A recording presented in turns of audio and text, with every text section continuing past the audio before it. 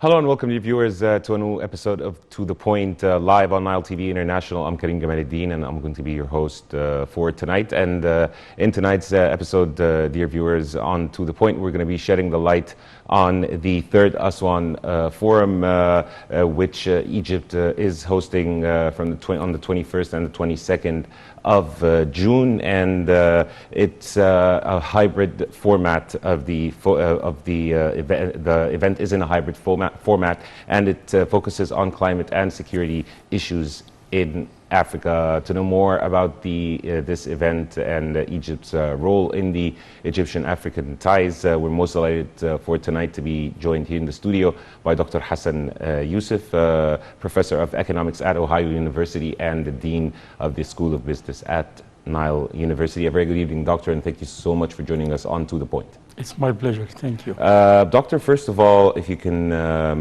tell us your insights and how did you read President Fattah al-Sisi's opening remarks during this forum, and an overview of the forum that is being held in Egypt?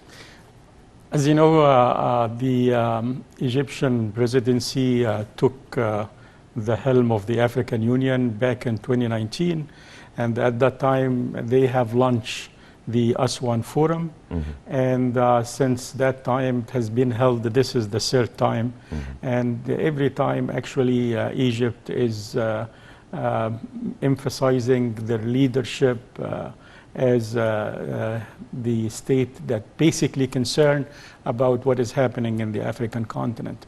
So I see the speech as emphasizing that role. Egyptian government, Egyptian people are part of Africa. They are basically trying to make sure that nothing negative will happen to the African people. And with all of the uncertainty surrounding the world right now, from the Ukraine-Russian war to the energy and food crisis, this is very critical, very vulnerable time for Africa. And I think President Sisi wants to assure African that they are not alone, and everybody is feeling the pain, and we are calling for all countries, multilateral institutions to take part in basically relieving the problem that exists on the African continent. Yes, indeed. Sir, also the forum is hosting around 900 representatives from 50 different countries, foreign ministers, high-ranking officials, members of the civil society, NGOs, private sector. The importance of bringing all those sectors together in this forum, and how did you see the forum towards that front? Yeah, I think it's very much consistent with the leadership that we talked about, and bringing all these different factions from different walks of the world, the African world, so to speak, in order to carry messages to the people of Africa, and carry messages to the leaders of Africa, making sure that the problem that we are facing in Africa is being faced by preparation in order to relieve it.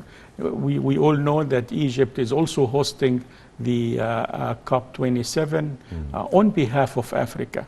And for that matter, it's important that Egypt let the African nation know that they are represented by Egypt, and the problem as far as climate change is a major one, and it's important for the African to know the facts about how they are going to be affected by the change in the climate.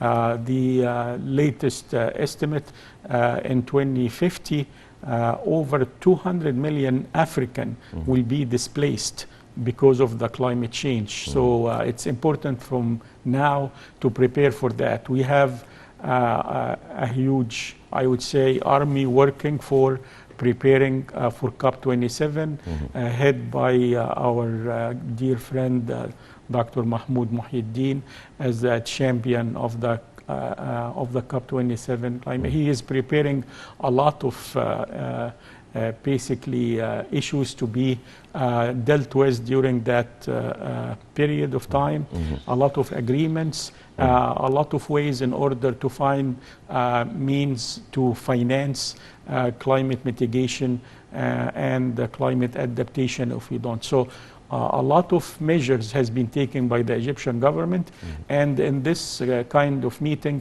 bringing people from the private sector, from the NGOs, from all the different factions in the African continent together, will let them know that we are aware of the problem, we are aware of the supply chain issues, we are aware of the food issues, we are aware of the energy prices issues.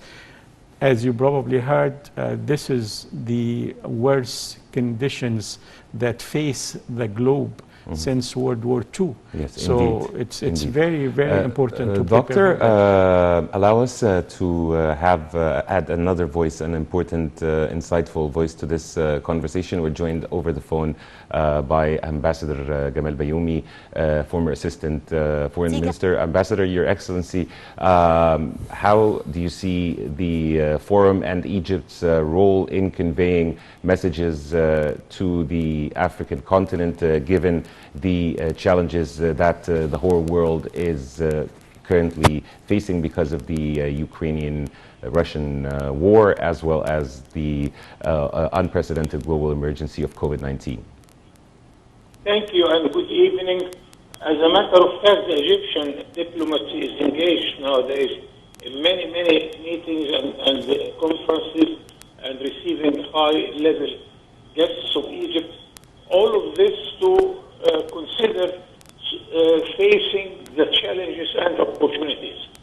We have challenges on the international level, three main challenges: the COVID-19, the problem of the war in Ukraine, then the environment, and where we are going to host in November the conference for environment. We have a conference in Aswan addressing problems and issues. We are receiving today His Royal Highness the Crown Prince of Saudi Arabia. We received already King Abdullah of Jordan and the President of Iraq and the King of Bahrain. It is a very active diplomacy where we are trying to face all these challenges and problems. On the regional level also we are engaged in many problems, such as the threats in the east of the Mediterranean because of the gas supplies, and thank God Egypt is in a good position to be a supplier for energy to Europe and to our neighbors in Syria, in Lebanon, and Palestine. Now we are establishing a new line from Egypt to Greece and Cyprus to secure exporting our electricity and our gas also. We shall connect the electric nets from Baghdad, the far east of the Arab world, to Casablanca in the far west, and from Egypt to Congo, to Sudan, to Tanzania, hopefully also to Ethiopia. Then we shall have a surplus of energy, which we hope this will make us able to export it. As of the coming meeting of the Gulf states, plus Egypt, Iraq, and Jordan, and the United States, the Crown Prince of Saudi Arabia is discussing all these matters with our President. I think it's quite obvious that they are discussing also the Arab dimension of our relations, the direct bilateral relations between Egypt and the Arabia Saudi, where we have the largest Egyptian community abroad. They are the largest transfer of money from our communities abroad is coming from the Saudi Arabia. We want to increase the number of our Egyptians living in the Gulf in general, and especially in the Saudi Arabia. The Saudis are the largest investor in Egypt, and we want to double this effort because we hope that we can guarantee much more opportunities for more and more investment in Egypt. Many files are there, and I do not think that there is anything which is coming to our minds unless all the leaders are discussing it. The new thing here that Egypt is lucky because we restore again the diplomacy of the presidency. Ambassador Bayoumi, as a former diplomat, how do you see and read Foreign Minister Sameh Shoukry's remarks made during the forum? Sameh Shoukry, of course, he is explaining exactly what are our position towards all these problems. He was stressing also the aims of Africa and the challenges and opportunities in Africa. Africa is in a bad position because the money flow from Africa to the developed countries is much more than the money coming to Africa from the developed world. Africa is paying its debts. Africa is paying the invoice of its imports much more than it receives of investments or the invoice of its exports. And this has to be changed. Thank God that our partners in Europe agree to use the Egyptian experience on the African soil in order to establish new projects and new source of investment. Also, we are keen to secure our food security by negotiating with the main African countries in order to have our food specialist series and wheat from the African continent. We are enlarging our capacity to produce food in Egypt, and this will continue, of course. The efforts are continuous, and we hope that this effort from our president will continue. He is very keen to see everything and follow everything by himself. So we expect good results because our relations with Europe is a story of success. Our relations with Africa is jumping every now and then to a higher rank. Then hope that our young generation will find better ways to live better and to find opportunities to work much more than we have now. Indeed, Ambassador Gamal Bayoumi, former Assistant Foreign Minister, we really appreciate your insight as always, and thank you so much for being with us on To The Point. Back to you, Dr. Hassan. From an economic perspective, how do you see the mitigation efforts led by the Egyptian government and President Abdel Fattah al-Sisi, of course, to overcome the challenges faced by the COVID? And of course, Egypt has been playing a great role in easing the limitations and also the Russian-Ukrainian crisis. Yes, definitely. This was a success story as far as the pandemic COVID-19 is concerned. Egypt has actually experienced positive growth during that era, and as you know, we probably faced much less severe crisis in terms of death, in terms of illness, comparing with even the United States. So we have performed much better in this case. What we are in right now, since we are talking about Aswan Forum and the African continent, is very vulnerable cases in Africa. Despite the slogan that Africa is the richest continent, it has the poorest people. So it's always unfortunate that the resources of Africa is not utilized to the benefit of the African. Right now, we have Africa in a very vulnerable situation, even in terms of the pandemics. As you probably know, only 15% of the African are vaccinated, comparing with 90 or 95% in the developed world. So if there is any change, any new wave that will happen, this will have a major impact on the African continent. Africa, as I mentioned, has produced only 3% of the carbon footprint in the world. And even though they have this very small amount of pollution produced, they are the recipient of the major devastating impact of the climate change.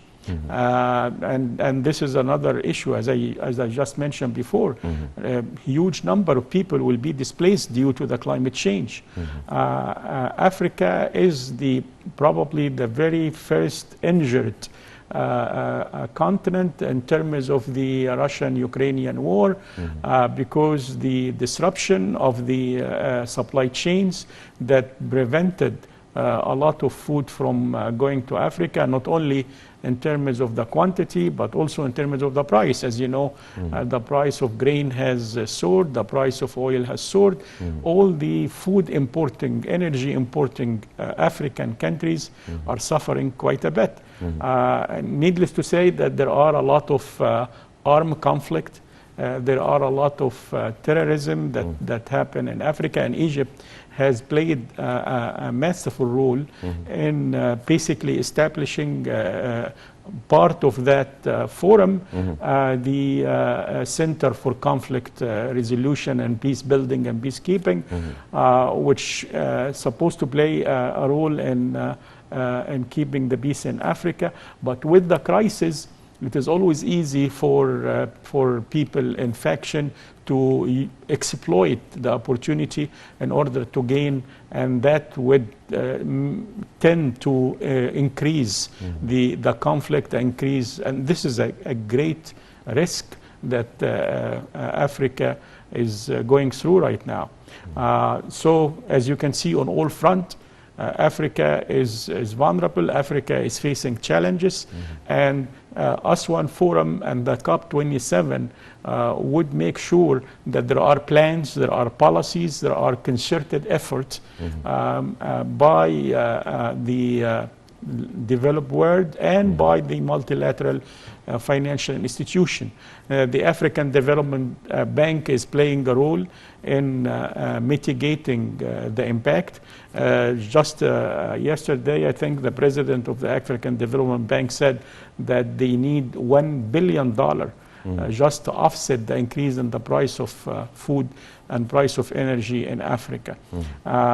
So it's important that these voices come together in order to advocate some kind of relief for the African countries. And also, in addition to that, because of the war, the financial institution has put a lot of money into Ukraine, which meant that the facility, the money market, has been basically crowding out as far as the African is concerned. So all of these are challenges, and that's why, as I mentioned, this is probably one of the most challenging, the worst economical condition that faces the globe, faces the world. So it's even worse than the global economic downturn of 2009? Definitely, definitely. It's worse than 2007, 2009. It is right now worse than the pandemics and the shutdown of the economies. Since World War II, we did not face this huge calamity. And the issue that exists right now, and make it even more serious, that we don't know. The uncertainty is the major problem.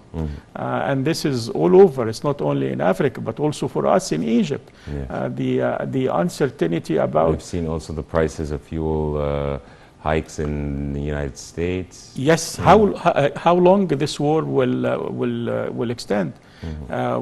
We have no clue. By all means, everybody thought that it's going to take a couple of months, and now they are saying it's probably till the end of the year. And remember that when the U.S.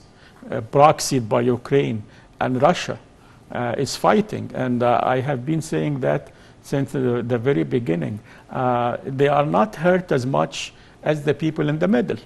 You know, I always make the analogy that two people fighting with swords in front of each other, but in the middle there is this African continent, that the sword from both sides are coming toward Africa. They are probably not as much hurt by the increase in the price of wheat.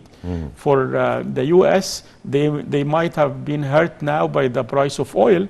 As you heard, a gallon of gas in the U.S. is over $5.50, $6. Never happened for the last 40 years. But the wheat... Also, the Federal Bank... Federal Reserve has increased definitely the interest rate.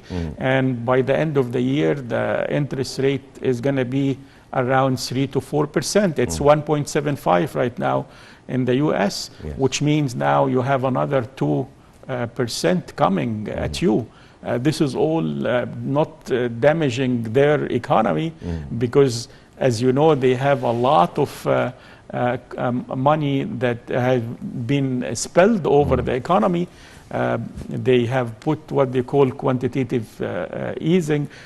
Huge amount of money supply being spent.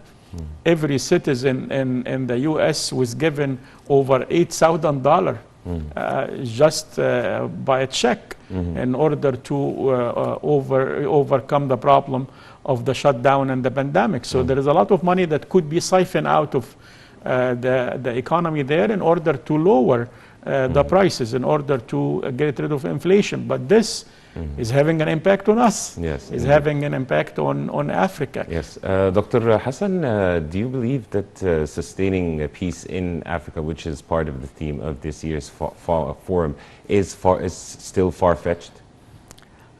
I hope not. You know, there are a lot of issues, of course, with the different factions, as we all know. Even in Ethiopia, there is a lot of infighting that goes on, and a lot of crimes being committed.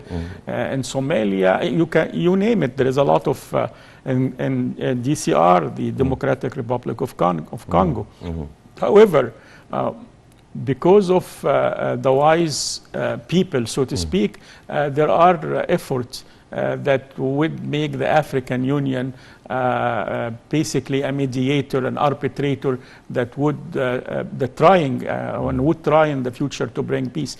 It does need a lot of efforts, not only from Africa, but from countries outside Africa who have the luxury of basically using the resources of Africa and not paying for the cost of basically diminishing the welfare of the African continent. So I hope that peace will be the ultimate goal.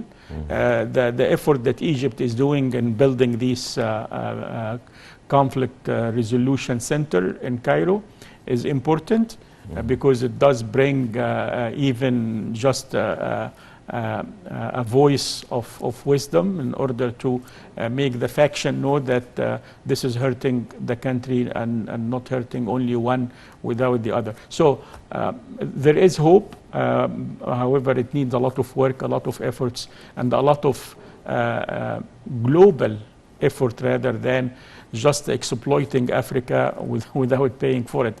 As I mentioned, Africa is the least polluter, and it is the most affected by the climate change.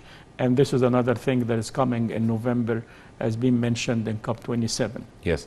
Also speaking about COP27 and also the power of youth During the forum, a youth dialogue is taking place, and being part of engaging youth in decision-making settings and in the participation of high-ranking officials and foreign ministers to have a dialogue and express their opinions and voice their concerns.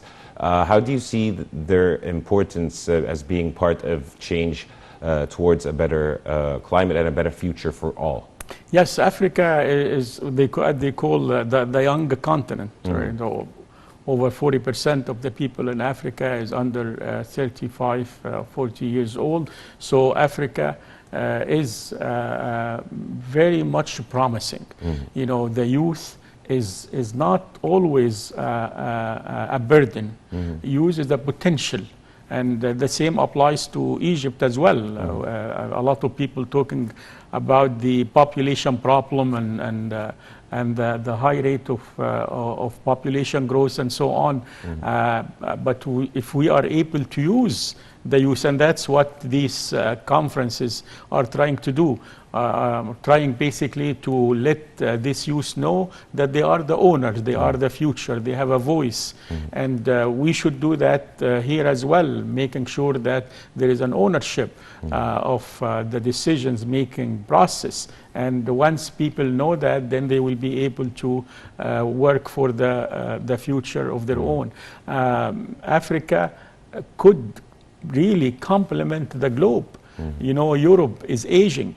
There are some countries in Europe that might not find labor force to provide themselves the essentials in 20 years from now. From where these countries will get the labor force? It is from Africa. A lot of arrangement could be done in order to train the African youth. And that will help not only the countries of Africa, but also the old European continent. The complementarity between the young Africa and the old Europe is important. It's essential. And as you know, Mr. Karim, discrimination and bias, and this is what prevent this kind of integration. But there should be. I believe Egypt had also an important role to play here when organizing the anti-corruption conference and combating corruption and the efforts being exerted by the Egyptian government to combat corruption from its grassroots. Definitely, it's a major effort. We're talking about the misunderstanding and the biasness and the discrimination that exists everywhere, but in Europe in particular, toward the North African migrants and so on.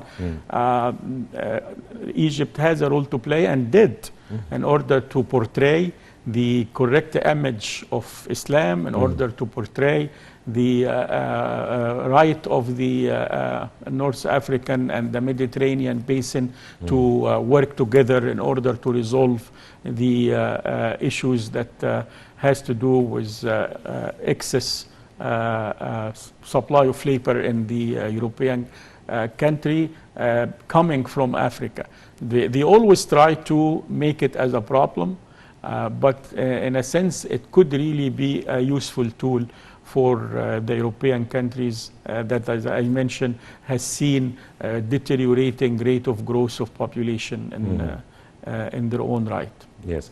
Also, Dr. Hassan, Egypt was recovering from the COVID-19 when we were struck by this economic crisis. Do you believe that this will be a great blow to the economy in the continent? What is a blow to the continent is this, crisis after crisis that is coming, from the pandemics to the disruption of the supply chain, to the increase in the price of commodities in terms of grain and oil and so on. This is the crisis. The inflation is never been as such a problem. What is really scary that inflation could really turn into stagflation. And by the end of this year, there are predictions that we were not going to have only inflation, but we will have recession as well. That's what stagflation means. Recession and inflation at the same time. So we might be suffering from something. Even in the United States, they are really worried about how the inflation might turn into stagflation. And that's why they are raising the interest rate in order to reduce the inflationary pressure. For us, it is a very tricky situation because as an economist, the tools that deal with inflation could trigger recession and vice versa. When you are trying to treat the recession, you might trigger the inflation. So you really have to be very balanced. You have to know exactly which string to pull in order to deal with the situation that we have right now. But I'm hopeful. I think all the signs say that we are doing fine. I don't think as you know, we were around 5% growth rate estimated. It's been undercut. The IMF latest report said that all over the globe the growth rate is undercut. Africa was expected to be 3.6% growth next year. Now they are saying no more than 2.6. So this is all over because of the global situation. However, we are still in a positive territory. This is much more important for us. Otherwise, as I mentioned, we could go into the recession, and that would be really difficult to deal with in the future. Yes. Speaking, sir, about the COP and its importance, and if we can deem this forum as a build-up and gearing up for the COP, as it's just around the corner. We're expecting it to be held in November later this year. Yes, as I mentioned, there is great preparation by the Ministry of Foreign Affairs, by the Ministry, of course, the Environmental Ministry is involved, Ministry of Planning. There is a concerted effort by the government in order to produce well-established conference building on the recommendation of COP26. COP26 in Glasgow has produced some recommendation, and COP27 is building on that. I'm a bit involved with COP27 through an initiative. At Nile University, we are very concerned about sustainability, so we have an initiative with some of the corporate entities. It's called GTP, or Green Transformation Partnership. This has been just announced in Sharm el-Sheikh by Her Excellency Minister Hala Saeed. It's under the umbrella of the Ministry of Planning, where the top corporation will try to measure their footprint to be a partner in this carbon footprint, that is, to be a partner in this partnership. And once they measure the carbon footprint, then they would make a plan to reduce it. So far we have 12. An excellent initiative, I believe, and very I hope that that all of the private sector will join, because this is applied. This is an initiative that comes from within, from the belief by the private sector in Egypt that they have a role to play. And I'm very happy that Her Excellency Minister Hala is encouraging this kind of initiative, and there are more. There are a lot of other initiative that is going to be declared or announced in COP27. And I believe also there is a direction from the Egyptian leadership to support green solutions and resorting to the environment-friendly power source alternatives and so on and so forth. Definitely. The future is green economy. And we probably know there is a blue economy as well, which has to do with the ocean and the water conservation. and even a purple economy, which takes gender into consideration as well. So this multicolor kind of economy is the way. Cross-sector. Yes, it's the way to the future. A lot of new industry is coming up because of the green economy. A lot of new tools, new technologies that will be used.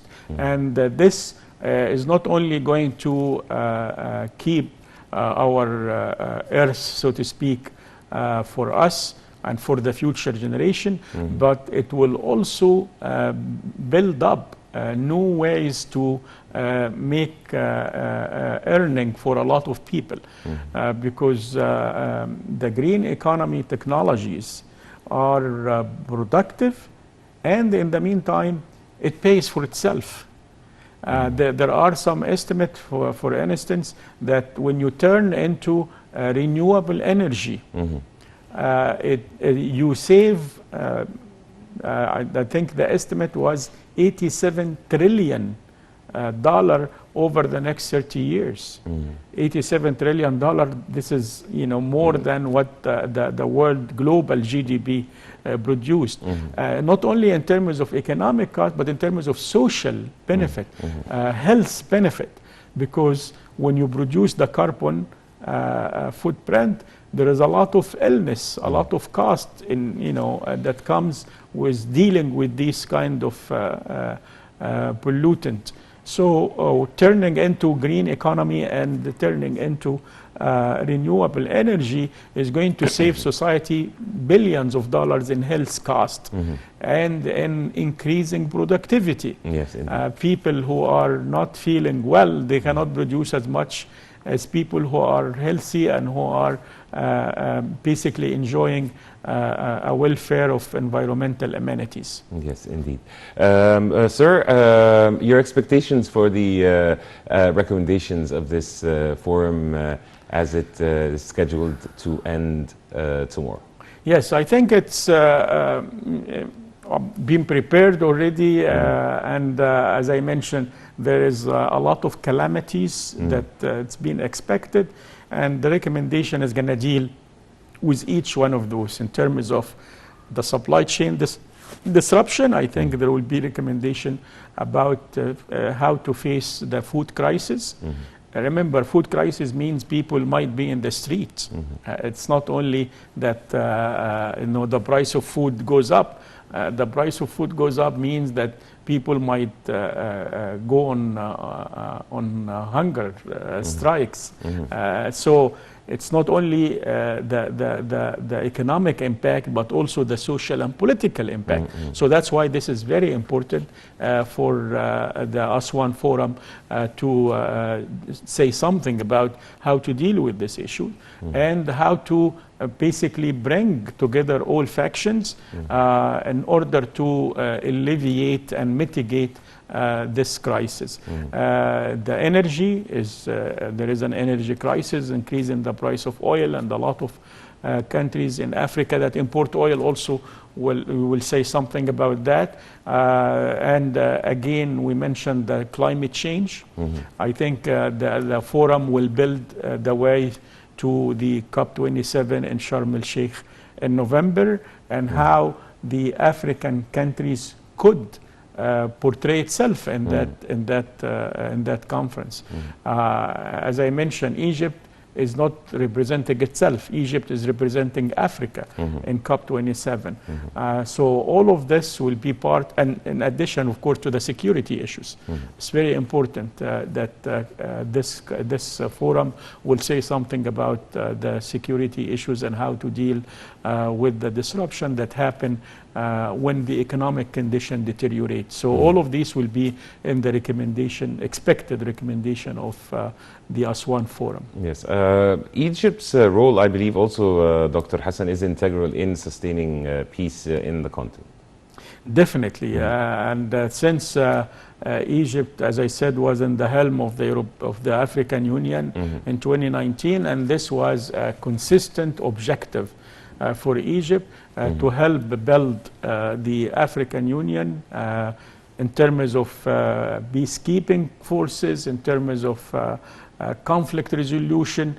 So Egypt has been playing a very constructive role, and this is a breath air and a breath of fresh air, because as you know, we were neglecting Africa for some time. I have worked in the African Development Bank, and there was a lot of agony about why Egypt is leaving Africa alone at certain period of time. Right now, we are really returning to Africa, and we're returning with a vengeance, we're returning strongly, and we're leading Africa. And this is a great position for Egypt to be in. Dr. Hassan Youssef, Professor of Economics at Ohio University and also the Dean of the School of Business for Nile University. We really appreciate your insight, and thank you so much for being with us on To The Point. Thank you very much. It's a pleasure, Mr. Karim. The pleasure is all ours, sir. And dear viewers, by this we wrap up tonight's episode of To The Point live on Nile TV International. Until we meet again, this is goodbye.